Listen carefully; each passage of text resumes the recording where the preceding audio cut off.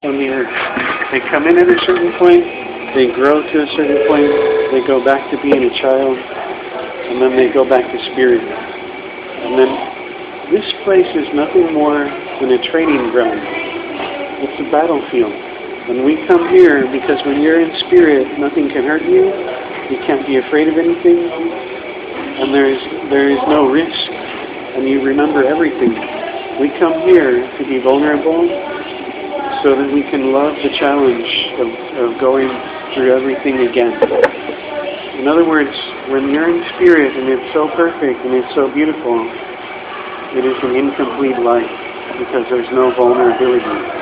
We're only here to enjoy the challenge of vulnerability and time.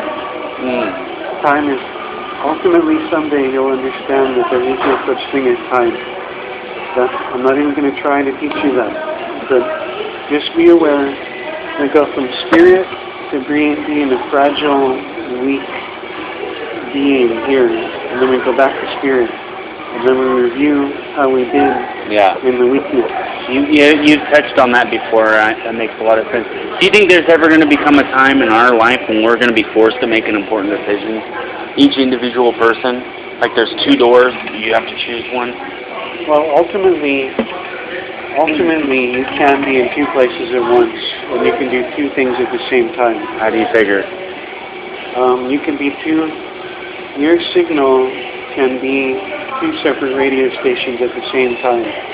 Can I physically be in two places at the same time? Yes. Like I can be in China and here? Or are we talking about a totally different dimensional? I'm talking two different dimensions, two separate consciousness, but you're the same person. You're literally, your soul is so big and it has so much power that you can literally be split off in multiple places, multiple dimensions at the same time, doing different things. I know that sounds very strange. Ultimately, people are supposed to work on their life path, and the answers. If you're not ready for an answer and someone tells you, you can't believe it because you're not ready for it. I'm just telling you what my opinion is based on how I've lived and what I've seen and what I've learned. Ultimately, we just want to enjoy being alive, going through the challenges, and growing and evolving to better. What I've heard is every single living person on this planet is from somewhere else in the universe. This is a training planet. And you actually had to audition for the right to come here. Nice! And your planet is watching you right now.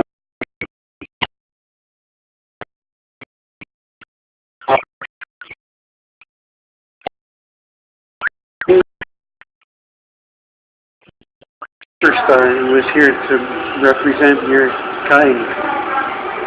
It would take the fun out. So it's kind of like the Hunger Games, we all represent different districts and... That's absolutely... So it's not really a far-fetched story. It's like the Mars rover and the frog in the water. You know, there is a massive consciousness that controls everything. But how do you take someone from I deserve to burn to an actual slice of the consciousness of God? You can't take them from there to there. There's got to be 1,000 steps in between.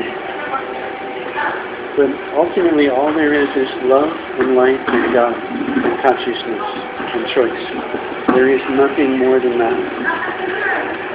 But it is that beautiful.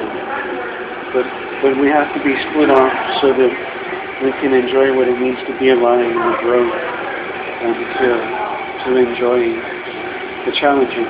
So do you think, like I know, one of those things that you told me before that I always had a hard time grasping was when you told me about like how Hitler's in heaven.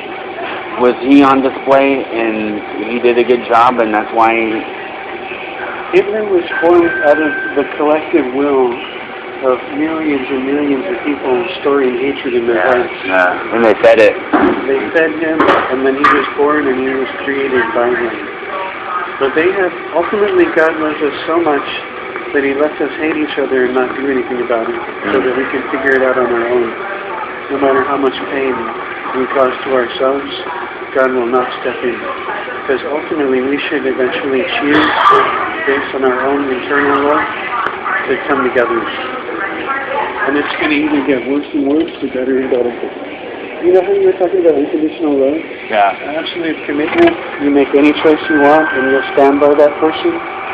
That's why we're allowed to be so mean to each other, even though it's so awful.